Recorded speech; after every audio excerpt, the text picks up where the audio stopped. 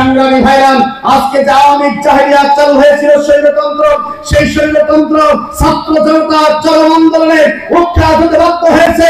আমরা আজকে স্বাধীনতা পেয়েছি, কিন্তু আল্লাহর দ্বীনের খেলাফত এখন পর্যন্ত প্রতিষ্ঠিত হয় নাই। এই বাংলার জমিনে যতদিন পর্যন্ত রাসূল যে খেলাফতের দায়িত্ব নিয়ে এসেছিলেন, সে দায়িত্ব ততদিন পর্যন্ত প্রতিষ্ঠিত হবে না, ততদিন পর্যন্ত জামাত ইসলামের প্রত্যেকটি নেতা কর্মী তাদের জীবনের শেষ রক্তবিন্দু দিয়ে হলেও বাংলার মাটিতে আল্লাহর খেলাফত কায়েমের জন্য কাজ করে যাবে। ঠিক কিনা বলেন? আল্লাহ তাআলা নিজেই জানায় দিয়েছেন, ওয়াইদ ইয়ামকুরু বিকাল্লাযিনা কাফারু লিইউসবিতুকা আও ইয়াকতুলুকা আও ইখরিজুকা। সেই সময় আল্লাহ রাসূলের বিরুদ্ধে ষড়যন্ত্র হয়েছিল, সেই ষড়যন্ত্রে তারা মুসলমানদেরকে জেলখানার ভিতরে পুরানোর ষড়যন্ত্র করেছে, আও ইয়াকতুলুকা তাদেরকে হত্যা করার ষড়যন্ত্র করেছে, আও ইখরিজুকা তাদেরকে বাড়িঘর ছাড়া নাগরিকত্ব বাতিল করার ষড়যন্ত্র করেছিল। আজকে যদি আমরা আওয়ামী দুঃশাসনের এই অবস্থা দেখি, তাহলে দেখবো যে আল্লাহ রাসূলের সময় যে ষড়যন্ত্র হয়েছিল, আজকে আল্লাহ দ্বীন যারা কায়েম করতে চায় বাংলার জমিনে, তাদের বিরুদ্ধে একই রকম ষড়যন্ত্র করা হচ্ছে। মামলা হামলা দিয়ে গোটা দেশকে কারাগারে রূপান্তরিত করেছিল। জামাত ইসলামের নেতা কর্মীকে গায়েবী মামলা দিয়ে, ওয়াহিদুল মামলা দিয়ে, বেনামি মামলা দিয়ে তারা গোটা জাতিকে গোটা জাতিকে নির্যাতিত করেছিল, নিষ্পেষিত করেছিল, খুন গুম এবং আয়না ঘরে রেখে বিচার বহির্ভূত হত্যাকাণ্ড করে সেই জাহিলিয়াতকে তারা হাল মানাইছিল। আয়না ঘর পর্যন্ত প্রতিষ্ঠিত করেছে। হাজার হাজার লক্ষ লক্ষ নেতা কর্মীকে বাড়িতে ঘুমাতে দেয় নাই। শীতের রাস্তায় ঘুমাইছিল, ভুট্টা বাড়িতে ঘুমাইছিল, মানুষের খেতে ঘুমাইছিল।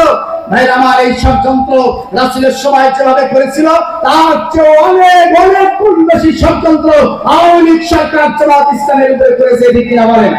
5 আগস্টের পরে এক সপ্তাহ পর্যন্ত গোটা দেশে পুলিশ বাহিনী ছিল না। জামাত ইসলামের প্রত্যেকটি নেতা এবং কর্মী আমাদের আমির জামাতের নির্দেশে গোটা দেশে যে দায়িত্ব পালন করেছে, হিন্দু ভাইদের বর্তমান সেই ধারণা পাল্টে গেছে। ঠিক কিনা বলেন? আজকে গোটা দেশে হিন্দু ভাইরাও এখন পর্যন্ত মনে করে যে আমরা জামাত ইসলামের কাছে একমাত্র নিরাপদ থাকতে পারবো।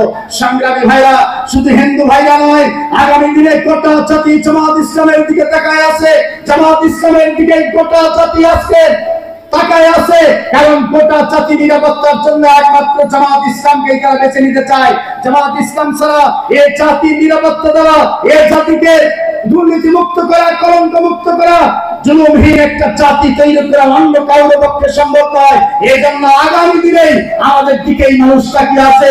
আর এজন্য প্রত্যেকটি জামাত ইসলামের নেতা এবং কর্মীকে আল্লাহ রাসূলের আদর্শ ধারণ করে গ্রামগঞ্জে, শহরে, নগরে, বন্দরে প্রত্যেকটি মুসলিম মানুষের পাশে দাঁড়াতে হবে, অসহায় মানুষের পাশে দাঁড়াতে হবে, ক্ষুধার্ত মানুষের পাশে দাঁড়াতে হবে।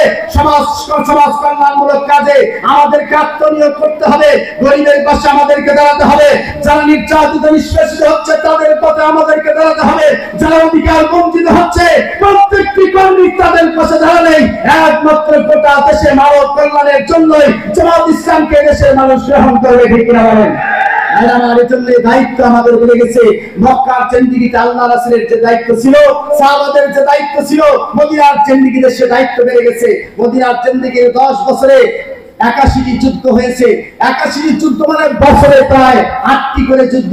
বছরে 8টি যুদ্ধ মানে একটা যুদ্ধ 1.5 মাস হয়েছে। এক যুদ্ধ থেকে এসে বাড়িতে না পৌঁছতে আরেক যুদ্ধে সাহাবাদেরকে যেতে হয়েছে।